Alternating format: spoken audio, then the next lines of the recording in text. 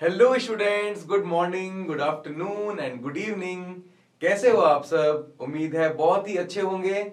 हम पढ़ रहे हैं क्लास 11th में चैप्टर नंबर 3 जिसका नाम है एक विमीय गति। पिछले लेक्चर में हमने क्या पढ़ा था? पिछले लेक्चर में हमने पढ़ा था एक्सटी ग्राफ, पढ़ा था ना, स्थिति समय ग्राफ। और आज की क्लास में हम पढ़ेंगे त्वरण। त्वरण को पढ़ने के बाद हम वेग समय ग्राफ पढ़ेंगे, क्योंकि वेग समय ग्राफ की जो ढाल होती है वो त्वरण होती है। अब मान लीजिए त्वरण आएगा तो आप कहेंगे सर आपने त्वरण तो पढ़ाया ही नहीं, वेग समय ग्राफ की ढाल त्वरण कैसे हो गई? इसलिए अपन एक्सटी ग्राफ के बाद आज का टॉपिक अपन पढ़ेंगे त्वरण। तो त्वरण मतलब एक्सेलरेशन, और उसके बाद आज ही त्वरण पर अपन कुछ बढ़िया बढ़िया मस्त मस्त न्यूमेरिकल भी करेंगे। ठीक है, बहुत आसान आसान।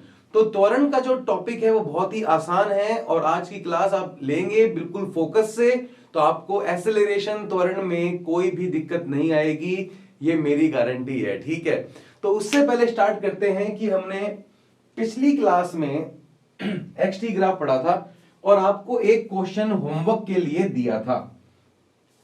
तो एक बच्चे ने ही यहाँ पे कमेंट में इसका आंसर दिया था, कोई बात नहीं, तो बाकी बच्चे भी एफर्ट दिखाइए। देखिए कोई बात नहीं, अगर आपका आंसर गलत आता है उससे कोई फर्क नहीं पड़ता, आप एफर्ट कर रहे हो इससे फर्क पड़ता है। ठीक है, तो देखिए इसका आंसर क्या होगा। तो कभी भी एक्सटी ग्राफ दिखे आपको और वक्र दिखे, यहां पे देखिए वक्र दिख रहा है, ये कर्व्ड है, तो आप क्या करेंगे, आप यहां पर स्पर्शज्या खींचेंगे। तो यहां पर एक आपने स्पर्शज्या खींची, ठीक है, फिर आपने यहां पर स्पर्शज्या खींची, ठीक है, फिर आपने यहां पर स्पर्शज्या खींची, ठीक है, फिर आपने इधर स्पर्शज्या खींची, ओके, फिर आपने यहां पर स्पर्शज्या खींची, ठीक है भाई, समझ में आ रही है बात? ओके। तो आपको कभी भी इस प्रकार से वक्रित अगर ग्राफ दिखे तो आपको मैंने कहा था कि आप स्पर्शज्या खींचिए। क्या कहा था आपको मैंने? स्पर्शज्या खींचिए। अब आप क्या देखेंगे? अब आप देखें कि ये जो स्पर्शज्या है वो एक्स अक्ष के साथ कितना कोण बना रही है। तो ये एक्स अक्ष के साथ एंगल बना रही है, मान लीजिए θ1। ये एक्स अक्ष के साथ एंगल बना रही है, मान लीजिए θ2। और ये देखिए ये एक्स अक्ष के साथ कितना एंगल बना रही है? ये एक्स अक्ष के साथ देखिए 0 डिग्री एंगल बना रही है। ये बात आपको समझ में आई? क्यों? क्योंकि देखिए एक्स अक्ष भी इधर है, ये जो तीर है, ये जो स्पर्शज्या है वो भी इधर है, तो एक्स अक्ष भी इधर, स्पर्शज्या भी इधर, दोनों के मध्य कोण कितना बनेगा? 0 डिग्री। ओके, अब आगे बात करते हैं। देखिए इसके बाद अगर यहां देखें इस बिंदु पर स्पर्शज्या के लिए, तो यहां पर फिर से क्या करेंगे, एक्स अक्ष के साथ देखेंगे कि कितना कोण बना रही है। ये एक्स अक्ष के साथ इतना कोण बना रही है, ये एक्स अक्ष के साथ क्या बना रही है? ये कोण बना रही है। ये बात आपको समझ में आ गई? ओके, तो सबसे पहले तो एक्सटी ग्राफ की जो ढाल होती है, एक्सटी ग्राफ का जो स्लोप होता है वो क्या होता है? एक्सटी ग्राफ की ढाल, एक्सटी ग्राफ का स्लोप वेग होता है। क्या होता है? वेग। तो सबको पता है। तो यहां पर देखिए सबसे पहले लिखेंगे, सबसे पहला कोण है θ1। θ1 कोण और θ2 कोण में देखिए θ1 से θ2 घट रहा है, कोण घट रहा है। अगर कोण घटेगा तो ढाल भी घट रही है। अगर कोण का मान घटेगा, देखिए θ1 से θ2 का मान कम हो रहा है, फिर थीटा और भी कम हो रहा है, 0 डिग्री हो गया है। इसका मतलब लगातार यहां से यहां तक, या बिंदु O से यहां पे ये ले दी, बिंदु A दे दीजिए, इसे बिंदु B दे दीजिए, तो बिंदु O से बिंदु A तक कोण घट रहे हैं। अगर कोण घटेंगे तो इसका मतलब tan थीटा का मान भी घट रहा है, और इसका मतलब tan थीटा ही क्या होता है? स्थिति समय ग्राफ का वेग होता है, और बोलेंगे वेग घट रहा है। तो सबको समझ में आई बात इतनी कि 0 से A के मध्य वेग में कमी आ रही है। ओके, कोई दिक्कत नहीं है, आगे चलते हैं। उसके बाद बात करते हैं कि बिंदु A पर, एट पॉइंट A, बिंदु A पर देखिए tan थीटा, थीटा कितना बन रहा है? 0 डिग्री, और tan थीटा क्या हो जाएगा? tan 0 degree. अच्छा, tan 0 डिग्री कितना होता है? 0 होता है।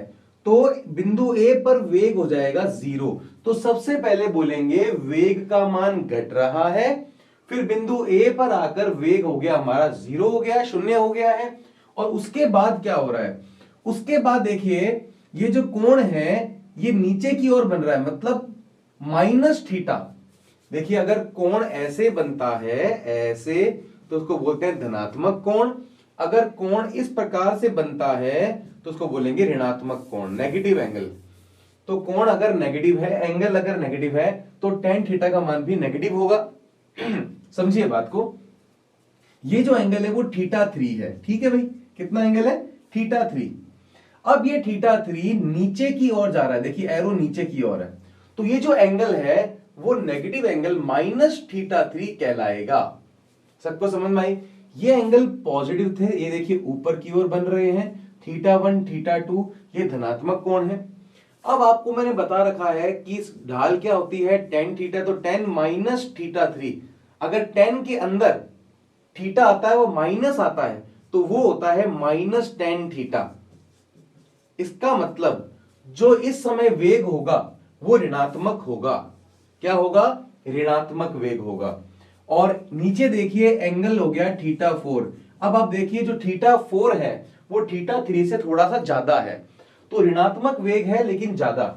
तो θ3 का जो वेग है v3 वो ऋणात्मक है, θ4 भी के लिए जो वेग होगा v4 वो भी ऋणात्मक होगा, लेकिन ये बढ़ रहा है, तो ऋणात्मक वेग बढ़ रहा है। ठीक है। अगर मैं इस बात को लिखना चाहूं या बताना चाहूं तो मैं बताऊंगा कि इस ग्राफ की व्याख्या करनी है, मुझे इस ग्राफ के बारे में बताना है, तो क्या बताऊंगा? मैं बताऊंगा सर्वप्रथम, देखिए ये ग्राफ आपको समझ में आ गया ना अगर, और बिल्कुल क्लियर अगर आपको समझ में आ गया है, तो आपने बहुत ही बड़ा काम कर लिया है। आपने ग्राफ के जो टिपिकल टॉपिक था कंपटीशन लेवल तक का, वो भी आपको क्लियर हो गया, ये आप समझ लीजिएगा। ठीक है, तो इसलिए ये थोड़ा सा टॉपिक है, थोड़ा सा फोकस कीजिए, आपको समझ में आएगा। मैं फिर से रिपीट कर दूंगा, तकलीफ नहीं होने दूंगा। ठीक है, इधर देखिए।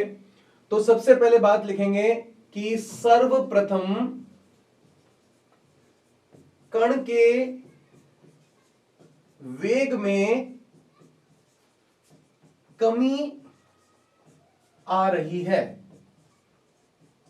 आप होगे सर क्यों कमी आ रही है? ये देखिए कोण घट रहा है, कोण घटेगा तो tan थीटा घटेगा, tan थीटा घटेगा तो tan थीटा क्या होता है? वेग होता है। तो वेग में कमी आ रही है, और तो सर्वप्रथम वेग में कमी आ रही है, और बिंदु ए पर वेग 0 हो जाता है। बिंदु ए पर वेग 0 हो जाता है।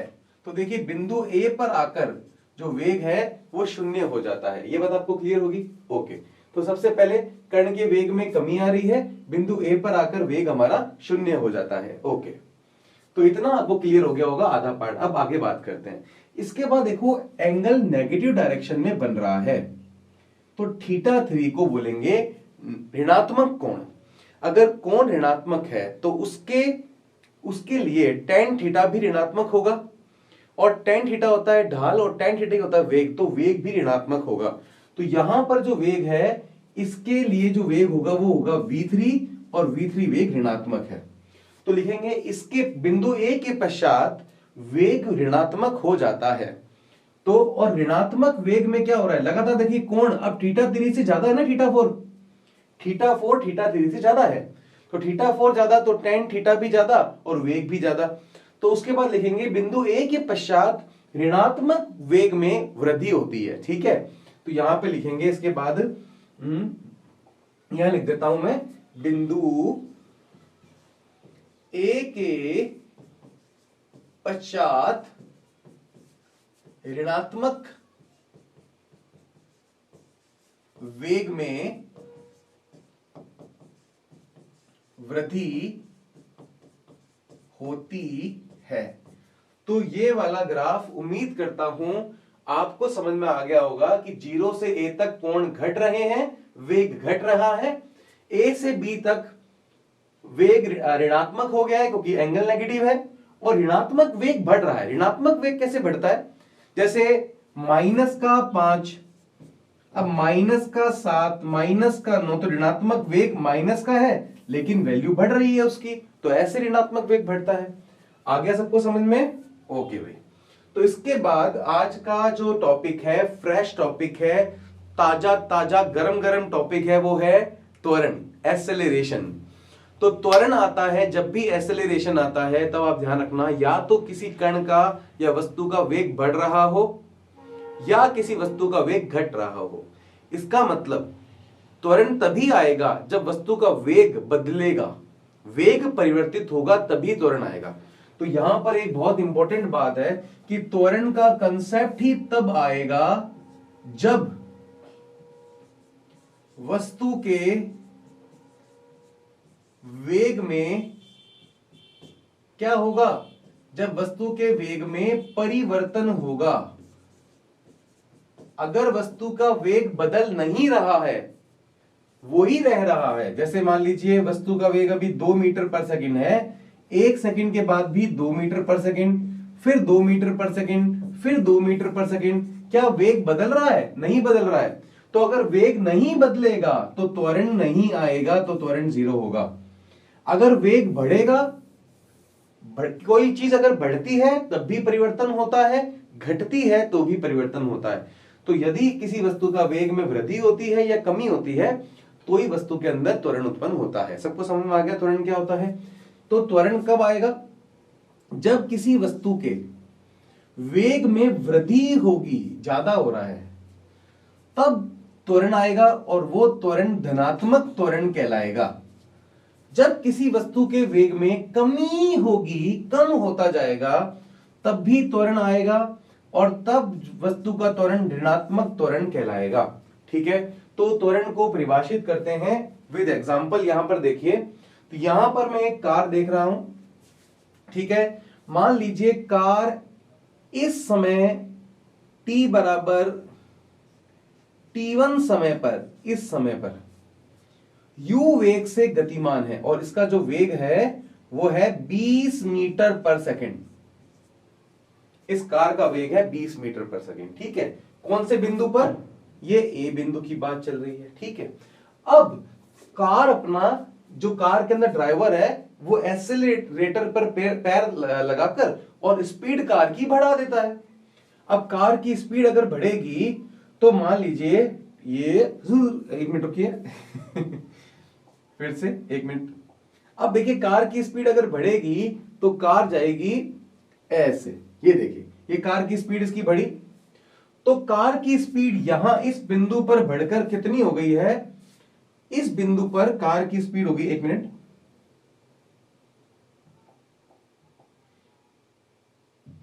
इस बिंदु पर कार की जो स्पीड हो गई है वो हो गई है मान लीजिए 40। कितनी हो गई है? 40। और इस समय जो समय लगा वो है t बराबर t2, ठीक है। और 20 मीटर पर सेकंड से 40 मीटर पर सेकंड तक होने में, यहां से यहां तक एक चाल में परिवर्तन होने में जो समय लगा वो मान लीजिए 2 सेकंड है। कितना है? 2 सेकंड। तो इसका एग्जांपल लेते हैं। वेग में कितना परिवर्तन हुआ? पहले 20 था, अब 40 हो गया। तो 20 से 40 हो गया, कितना परिवर्तन हुआ वेग में? तो वेग में जो परिवर्तन हुआ वो हो गया 20। कितने समय में हुआ? 2 सेकंड में हुआ। तो जो त्वरण आया उसकी वैल्यू कितनी आई? 10 मीटर प्रति सेकंड स्क्वायर, ठीक है। तो किस प्रकार मैंने निकाला? सबसे पहले मैंने निकाला कि वेग में या चाल में कितना परिवर्तन आया। देखिए परिवर्तन हमेशा होता है अंतिम माइनस प्रारंभिक, हमेशा याद रखना। परिवर्तन क्या होता है? अंतिम माइनस प्रारंभिक। तो अंतिम वेग कितना है? 40 माइनस प्रारंभिक कितना है? 20। तो 40 माइनस 20 कितना हो गया है? 20, ठीक है। और समय कितना लगा? 2 सेकंड। तो 20/2 कितना आ गया? त्वरण आ गया हमारे पास 10। तो यदि इसका हम सूत्र बनाएं तो कैसे बनेगा? देखिए अंतिम वेग v माइनस प्रारंभिक वेग u, ये तो आ गया वेग में परिवर्तन, ठीक है। कितने समय में हुआ वेग में परिवर्तन? तो अंतिम समय t2 माइनस प्रारंभिक समय t1, इतने समय उसको लग गया। तो यहां पर हमारे पास ये आ गया है त्वरण का सूत्र। ठीक है, यदि t2 माइनस t1 को हम t कहें, 2 सेकंड कहें, तो वो भी कह सकते हैं। ठीक है, ओके, तो वो कोई दिक्कत वाली बात नहीं है। यदि हम कहते हैं कि भाई t1 बराबर 0 है और t2 बराबर t है, तो यहां पर यह सूत्र बदल जाएगा v माइनस यू अपॉन में t2 की जगह क्या लिखूंगा, t माइनस 0, तो ये हो जाएगा t। आई क्या बात समझ में? तो किसी भी कण के वेग में परिवर्तन और उसमें परिवर्तन होने में कितना समय लगा, उसके अनुपात को क्या बोलते हैं, त्वरण बोलते हैं। या किसी कण के वेग में परिवर्तन का मतलब होता है अंतिम वेग माइनस प्रारंभिक वेग और अपॉन में समय। कभी भी किसी के बट्टे में समय आता है तो बोलते हैं दर। तो किसी भी कण के वेग में परिवर्तन की दर को त्वरण कहते हैं। क्या कहते हैं? वेग में परिवर्तन की दर को त्वरण कहते हैं। तो यहां पर इसके बारे में और बातें करते हैं। तो सबसे पहले मुझे त्वरण का सूत्र पता लग गया है, v माइनस यू अपॉन में t। यहां पर सबसे पहली बात लिखेंगे, यहां पर v क्या है? यहां पर v है किसी भी वस्तु का अंतिम वेग। क्या है v? किसी भी वस्तु का अंतिम वेग। यहां पर u क्या है? किसी भी वस्तु का प्रारंभिक वेग। किसी भी वस्तु का प्रारंभिक वेग। t क्या है? जो भी समय लगा अंतिम वेग से प्रारंभिक या प्रारंभिक वेग से अंतिम वेग में आने में जो भी समय लगा वो समय है। ठीक है, ओके, तो ये बात होगी हमारे पास पहली। ओके, अच्छा, इस बात को v माइनस यू को बोलते हैं वेग में परिवर्तन। तो बोलेंगे वेग में परिवर्तन को आपको मैंने बताया था कि डेल्टा लगाते हैं। तो वेग में परिवर्तन को v माइनस यू भी कह सकते हैं और डेल v भी कह सकते हैं कि दर t, वेग में परिवर्तन की दर। तो यहां पर अगर हम परिभाषित करना चाहें तो यहां लिखेंगे किसी वस्तु के त्वरण को वेग में, किसी वस्तु के त्वरण को वेग में परिवर्तन की दर, वस्तु के त्वरण को वेग में परिवर्तन की दर के द्वारा, वेग में परिवर्तन की दर के द्वारा परिभाषित किया जाता है। ठीक है, किसी वस्तु के त्वरण को वेग में परिवर्तन की दर के द्वारा परिभाषित किया जाता है। ओके, ठीक है भाई। तो ये हो गया एक इसका सूत्र। और आगे बात करते हैं, वेग त्वरण के बारे में और बातें की जाती हैं। देखिए आगे देखिए, न्यूमेरिकल बाद में करेंगे, पहले और बातें करेंगे इसके बारे में। देखिए, तो यहां पर अगला पॉइंट लिखेंगे, यदि किसी वस्तु के वेग में वृद्धि हो रही हो, वृद्धि हो रही हो, तो यदि किसी वस्तु के वेग में वृद्धि हो रही हो तो त्वरण जो होता है वो धनात्मक होता है। तो त्वरण धनात्मक त्वरण कहलाता है। तो त्वरण धनात्मक त्वरण कहलाता है। कोई प्रॉब्लम वाली बात ही नहीं है। यदि किसी वस्तु के वेग में वृद्धि हो रही हो तो त्वरण धनात्मक त्वरण कहलाता है। अगला पॉइंट लिखेंगे, यदि सेम बात लिखेंगे, देखिए, यदि किसी वस्तु के वेग में क्या हो रही हो, वस्तु के वेग में कमी हो रही हो, मतलब वेग लगातार घट रहा हो, वस्तु के वेग में कमी हो रही हो, तो त्वरण क्या कहलाता है? तो त्वरण ऋणात्मक त्वरण कहलाता है। ऋणात्मक त्वरण कहलाता है। ठीक है, अब एक बात और ध्यान रखनी है, धनात्मक त्वरण को तो a द्वारा परिभाषित करते हैं। अब यहां पर एक बात समझना कि ऋणात्मक त्वरण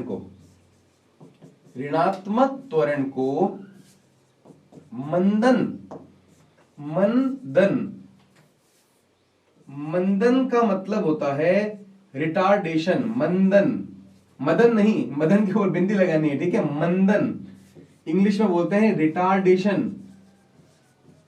ऋणात्मक त्वरण को मंदन या अवमंदन भी कहते हैं।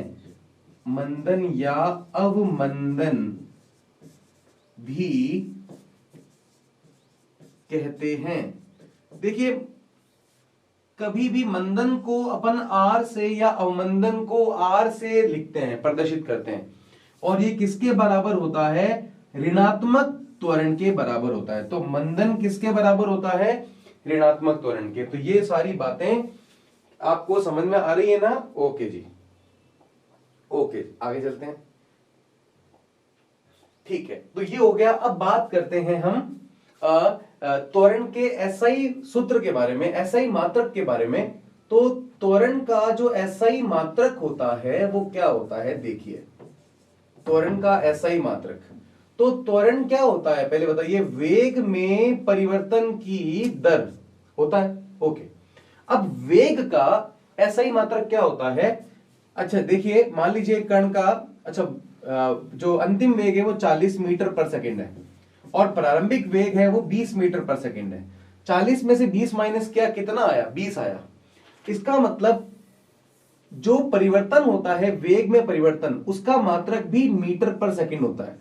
भाई, वेग का मात्रक मीटर पर सेकेंड, प्रारंभिक वेग का मीटर पर सेकेंड, तो वेग में जो परिवर्तन होगा उसका मात्रक भी मीटर पर सेकेंड होता है। तो वेग में परिवर्तन की जगह मैंने क्या लिख दिया? मीटर पर सेकेंड। यहां पे मात्रक की बात की जा रही है। समय, समय का मात्रक क्या होता है? सेकेंड। तो यहां पर त्वरण का मात्रक क्या बन गया है? त्वरण का मात्रक बन गया है मीटर पर सेकेंड स्क्वायर। ये बात आपको समझ में आई? मीटर पर सेकेंड स्क्वायर, ये होता है त्वरण का एसआई मात्रक। यहां बात करते हैं सीजीएस मात्रक की। ठीक है, हमेशा याद रखना भाई सीजीएस मात्रक। अब सीजीएस में मीटर की जगह आ जाएगा सेंटीमीटर, सेकंड की जगह सेकंड ही रहेगा, तो बस सीजीएस मात्रक बन जाएगा सेंटीमीटर पर सेकंड स्क्वायर। तो त्वरण का सीजीएस मात्रक क्या होता है? सेंटीमीटर पर सेकंड स्क्वायर। इसके बाद अगली बात, त्वरण एक कैसी राशि है? त्वरण एक सदिश राशि होती है। तो त्वरण, एक्सेलरेशन एक सदिश राशि, वेक्टर क्वांटिटी होती है। एक सदिश राशि मतलब वेक्टर क्वांटिटी होती है। ठीक है, ओके। तो त्वरण एक सदिश राशि होती है, ठीक भाई, सही बात है। उसके बाद बात आती है ताक्षणिक त्वरण की। किसकी बात आती है? उसके बाद एक और सूत्र आता है त्वरण का, ताक्षणिक त्वरण। अब ताक्षणिक त्वरण क्या होता है? जैसे कि ताक्षणिक वेग होता था, किसी क्षण किसी वस्तु के वेग को ताक्षणिक वेग कहते हैं, वैसे ही किसी क्षण किसी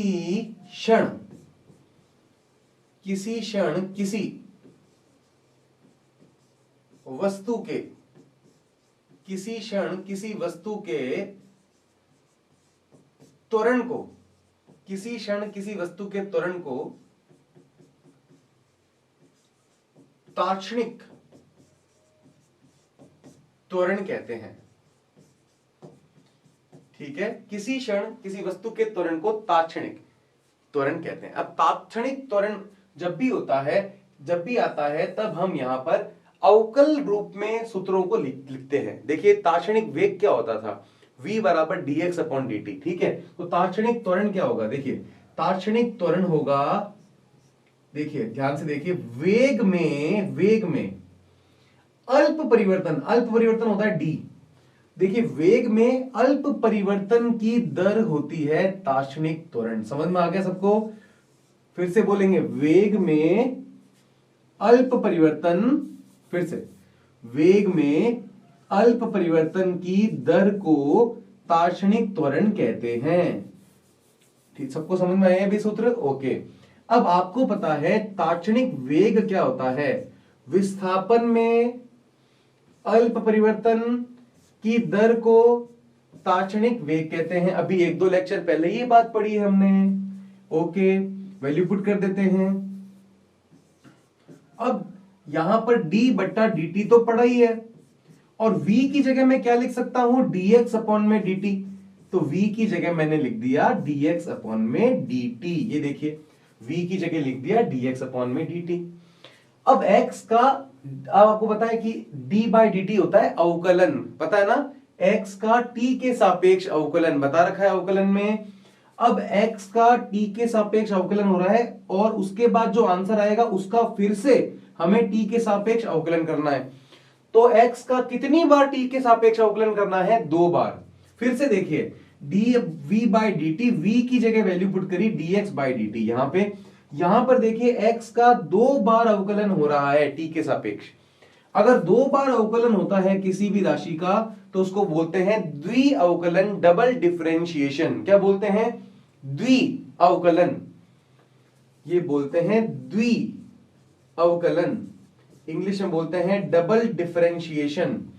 तो इसको लिखते हैं हम ऐसे d2x अपॉन में dt2। इसका मतलब होता है कि x का 2 बार अवकलन होगा।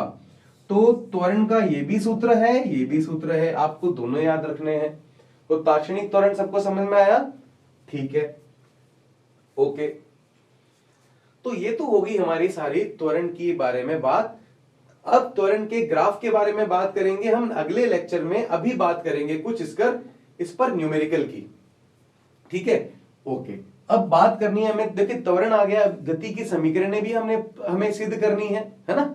गति की समीकरणें सिद्ध करना बाकी अभी चैप्टर में क्या क्या बचा है, और उसके बाद वेग समय ग्राफ बचा है हमारे पास। त्वरण समय ग्राफ हो तो एक ही लेक्चर में हो जाएगा, और एक लेक्चर में आपको मैं गति की समीकरणें प्रूफ करा दूंगा। 2 लेक्चर हो गए। और सापेक्ष वेग भी शायद हमारा हो गया था पिछले, उसमें सदिश वाले में कर लिया है। तो ऑलमोस्ट चैप्टर कंप्लीट है। उसके बाद हम क्या करेंगे, उसके बाद अपन इसके एनसीईआरटी के अनसॉल्व्ड क्वेश्चन भी सॉल्व करेंगे, ठीक है, और कुछ शीटें भी आपको सॉल्व करने के लिए दूंगा। बाकी हर लेक्चर में आपको मैं होमवर्क देता हूं, आप वो भी जरूर करा कीजिए, ठीक है, ओके। तो आंसर नंबर 1 हम क्वेश्चन सॉल्व करते हैं। एक कार विरामावस्था से चलकर, कभी भी प्रश्न में आ जाए कि विरामावस्था से चलकर, मतलब पहले कार विराम अवस्था में थी। विराम अवस्था में होने का मतलब है कि प्रारंभिक वेग जो कार का है वो 0 है, इनिशियल वेलोसिटी इज 0। विरामावस्था में लिखते ही u बराबर 0 कर दिया करो। विरामावस्था देखती मैंने क्या कर दिया, u इक्वल टू 0। तो विरामावस्था से चलकर 5 सेकंड में, कितने समय में, 5 सेकंड, तो समय यहां पे लिख दिया मैंने, 5 सेकंड में 10 मीटर प्रति सेकंड का वेग प्राप्त करती है। तो वेग कितना आ गया, 10 मीटर पर सेकंड। ये बात समझ में आ गई। कार का त्वरण ज्ञात कीजिए। हमें क्या ज्ञात करना है, कार का त्वरण मतलब एक्सेलरेशन। अच्छा, त्वरण बराबर क्या होता है, वेग में परिवर्तन की दर। तो अंतिम वेग कितना दिया हुआ है, 10, प्रारंभिक वेग कितना दिया हुआ है, 0, समय कितना दिया हुआ है, 5। आंसर कितना आ गया, 10/5 कितना होता है, 2 मीटर पर सेकंड स्क्वायर। ये बहुत आसान क्वेश्चन दिया है इस बार, ठीक है, बहुत ही इजी है। तो सबको समझ में आ गया होगा, इसमें कोई भी दिक्कत नहीं है। सूत्र लगाओ, वैल्यू पुट करो और आंसर पाओ। अगला प्रश्न है सॉल्यूशन नंबर 2। यहां पर बात करते हैं 20 मीटर प्रति सेकंड की चाल से गतिशील कार को ब्रेक लगाकर 5 सेकंड में विरामावस्था में लाया जाता है। तो एक कार चल रही है और वो 20 मीटर प्रति सेकंड से चल रही है, ऑलरेडी चल रही है। तो प्रारंभिक वेग कितना आ गया हमारे पास, प्रारंभिक वेग आ गया 20 मीटर प्रति सेकंड, कोई दिक्कत नहीं है। अब 5 सेकंड में वो विरामावस्था में आ रही, तो समय हमें दिया हुआ है 5 सेकंड। 5 सेकंड बाद वो विरामावस्था में आ रही है, इसका मतलब अंतिम वेग, कार पहले चल रही है, फिर ब्रेक लगाया, फिर लास्ट में विरामावस्था में आई। इसका मतलब प्रारंभिक वेग 20 है और अंतिम वेग 0 होगा, क्योंकि कार बाद में विरामावस्था में आ गई। तो अंतिम वेग यहां पर 0 होगा, ठीक है। अपन को अवमंदन निकालना है, तो अवमंदन से पहले हमें त्वरण निकालना पड़ेगा। क्या होता है त्वरण, वेग में परिवर्तन की दर। अब देखिए यहां पे वेग कितना है, v 0 है, v की जगह 0 रख दो, u की जगह 20 रख दो। समय कितना है 5 सेकंड। 20/5 कितना आएगा -4, और आपको पता है -4 मीटर पर सेकंड स्क्वायर। ये तो आ गया त्वरण, लेकिन प्रश्न में हमसे अवमंदन पूछा है। अवमंदन मतलब होता है आर, और वो होता है -a। क्या होता है माइनस, ऋणात्मक त्वरण। तो माइनस लगा दिया, और a का मान कितना है -4 मीटर पर सेकंड स्क्वायर। माइनस माइनस कितना हो गया प्लस, तो अवमंदन का आंसर आया हमारे पास +4 मीटर पर सेकंड स्क्वायर। सबको समझ में आ गई बात नहीं? ठीक है, सीधे सीधे सूत्र लगाए और अपने हमारे पास मान आए। ओके, अगला प्रश्न के बारे में बात करते हैं। देखिए, समय t के साथ कण की स्थिति, समय t के साथ कण की स्थिति AT² माइनस BT³ द्वारा व्यक्त होती है। किसी क्षण कण के त्वरण को ताक्षणिक त्वरण कहते हैं। किस क्षण कण का त्वरण शून्य हो जाएगा? तो हमें स्थिति दे रखी है और हमसे त्वरण पूछा है, और यह भी पूछा है कि किस क्षण कण का त्वरण शून्य हो जाएगा। पहले त्वरण तो निकालें, उसके बाद आगे का काम करेंगे। तो सबसे पहले क्या करेंगे, देखिए स्थिति है, और स्थिति, सबसे पहले स्थिति में परिवर्तन की दर क्या होता है वेग। तो पहले यहां से वेग निकालेंगे, ठीक है, फिर वेग में परिवर्तन की दर क्या आएगा, त्वरण आएगा, फिर ऐसा करेंगे। तो देखिए सबसे पहले वेग निकालते हैं, और वो होता है dx/dt, स्थिति में परिवर्तन की दर, और d/dt स्थिति कितनी है, स्थिति है AT² माइनस BT³। यहां पे लिख देंगे AT² माइनस BT³। ये आ गया है फिर से अवकलन। अवकलन का सूत्र याद है क्या सबको? कांस्टेंट हमेशा बाहर निकल जाता है, नियतांक हमेशा डिफरेंशिएशन अवकलन से बाहर निकल जाता है, और पावर आगे आ जाती है, और पावर में से एक माइनस हो जाता है, ठीक है। तो क्या करेंगे, यहाँ पे v लिखेंगे। यहां पर देखिए AT² का मुझे क्या करना है, अवकलन, तो a यहां पर कांस्टेंट है, बाहर आ जाएगा। उसके बाद t की पावर कितनी है 2, तो पावर आगे आ जाएगी, और पावर में से एक माइनस हो जाएगा। ये बात आपको समझ में आई? बेटा पावर कितनी है इसकी 2 आगे देखो, कांस्टेंट a तो बाहर निकल जाएगा, पहले a बाहर निकल गया। अब पावर कितनी है 2, पावर आगे आ जाती है, पावर आगे आ जाती है, और पावर में से एक माइनस हो जाएगा, 2 में से एक माइनस हो जाएगा। अगर अभी तक आपने अवकलन वाले लेक्चर नहीं पढ़े हैं, तो पहले आपको अवकलन पढ़ना पड़ेगा। 2 लेक्चर पहले ही है, तो आप देख लीजिए, 3rd या 4th लेक्चर होगा अवकलन में मैंने, तो अवकलन पढ़ना बहुत जरूरी है, तभी आपको ये समझ में आएगा, ठीक है। तो माइनस लगा देंगे, यहाँ पे माइनस आ गया। अब कांस्टेंट b है, b बाहर आ जाएगा। पावर कितनी है 3, तो पावर आगे आ जाती है, और पावर में से एक माइनस हो जाता है। तो यहां पर हमारे पास वेग कितना आ गया, अगर गुणा करें तो 2AT माइनस 3BT², ये मेरे पास आ गया है वेग। अब वेग से मैं क्या ज्ञात करूंगा, त्वरण। तो 2AT माइनस 3BT², तो वेग लिख देता हूं 2AT माइनस 3BT², ये आ गया वेग। अब मुझे वेग तो आ गया है, लेकिन मुझे क्या ज्ञात करना है, त्वरण। त्वरण क्या होता है, वेग में परिवर्तन की दर। तो यहां पे लिख देंगे वेग का मान, क्या है वेग का मान, 2AT minus 3BT²। Okay, solve करते हैं इसको हम। यहां पे सॉल्व करते हैं, देखिए a बराबर, सबसे पहले अब कांस्टेंट 2a कौन है, कांस्टेंट है, अवकलन से कांस्टेंट बाहर निकलता है, तो 2a कांस्टेंट है। अब क्या बच गया, अकेला t। t के सापेक्ष अवकलन 1 होता है, तो कितना आ गया इसका t का अवकलन 1, तो मल्टीप्लाई में लिख देंगे 1। आगे क्या लिखा हुआ है, माइनस 3 और b दोनों ही क्या है, कांस्टेंट निकल जाएंगे बाहर। क्या बच गया, t² क्या होगा, पावर 2 आगे आ जाएगी, 2 आगे आ जाएगा, और 2 में से एक माइनस हो जाएगा, मतलब t रह जाएगा। सबको समझ में आ गया होगा अवकलन। हमने पूरी लेक्चर में, क्लास में पढ़ रखा है। जिन्होंने नहीं पढ़ा कृपया वो देखें इसको। तो देखिए यहां पर मैं त्वरण को कैपिटल ए लिखूंगा तो ज्यादा सही रहेगा, क्योंकि ऑलरेडी इधर भी एक ए है। कल को आप ये वाला ए और ये वाला ए अलग समझ, ये एक नियतांक है और ये ए त्वरण है, इसलिए मैं त्वरण वाले ए को कैपिटल में लिख रहा हूं, ठीक है, ताकि आपको कंफ्यूजन ना हो जाए। देखिए 2a माइनस 3 इंटू 2 कितना होगा 6, 6bt, ये हमारे पास आ गया है त्वरण का मान। अब अपन से क्या पूछा है, अपन से क्वेश्चन में पूछा है किस क्षण कण का त्वरण शून्य हो जाएगा। भाई कण का त्वरण जब शून्य होगा तो उस समय समय क्या होगा ये पूछा है। तो कण के त्वरण को शून्य कर देते हैं, तो कितना है कण का त्वरण 2a माइनस 6bt, इसको शून्य कर देते हैं और उस समय समय का मान देख लेते हैं। माइनस 6bt क्या हो जाएगा, पक्षांतरण के बाद प्लस का 6bt हो जाएगा। t का मान ज्ञात करना है, क्या हो जाएगा 2a बटा 6b। देखिए यहां से 2 से कट जाएगा तो 2 बटा ये आ जाएगा 1 बटा 3, 2 से कैंसिल होगा, 2 2 एकम 2, 2 तिया 6, आंसर आ जाएगा t बराबर a बटा 3b।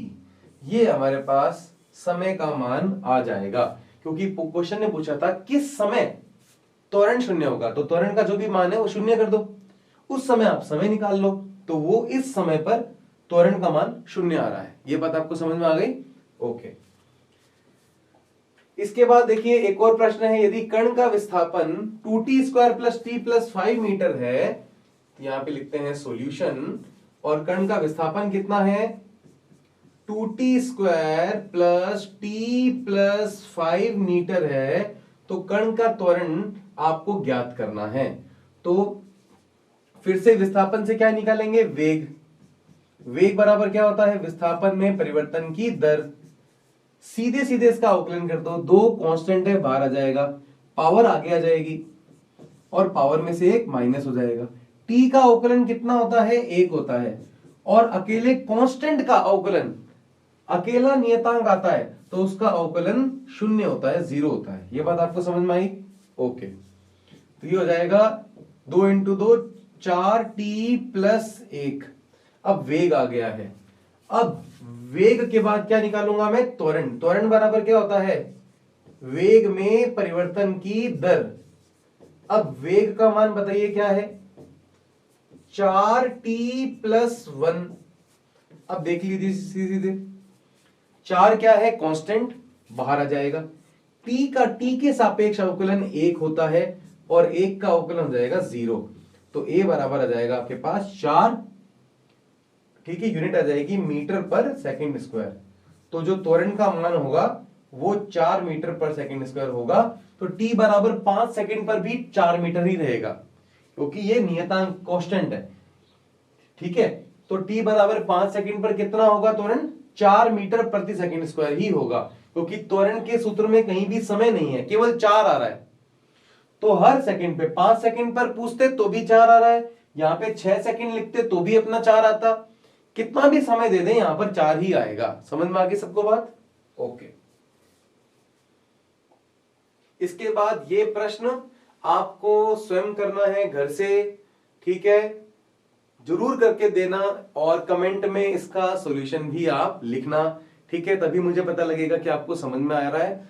और कोई भी इस लेक्चर से रिलेटेड कोई भी डाउट हो तो आप तुरंत कमेंट में पूछें, मैं आपको नेक्स्ट लेक्चर में जरूर जरूर जरूर जरूर बताऊंगा, पक्की बात है, ठीक है। ये मेरा प्रॉमिस है, आपके डाउट को मैं सॉल्व करूंगा, आप भी मुझसे प्रॉमिस करो कि जो भी मैं क्वेश्चन देता हूं वो आप सॉल्व करेंगे, ठीक है, और वीडियोस को लाइक और शेयर करेंगे, ये बात भी आपको करनी पड़ेगी। इतना सपोर्ट आप हमारा कीजिए, हम भी आपका पूरा सपोर्ट करने को हमेशा तैयार हैं, ठीक है। तो इसी के साथ आज के लेक्चर को यहीं पर हम कंप्लीट करते हैं, बाकी करेंगे नेक्स्ट लेक्चर में। अगले लेक्चर में पढ़ेंगे हम गति की समीकरणें और उनको हम डिराइव करेंगे, ठीक है। तो तब तक के लिए बाय बाय।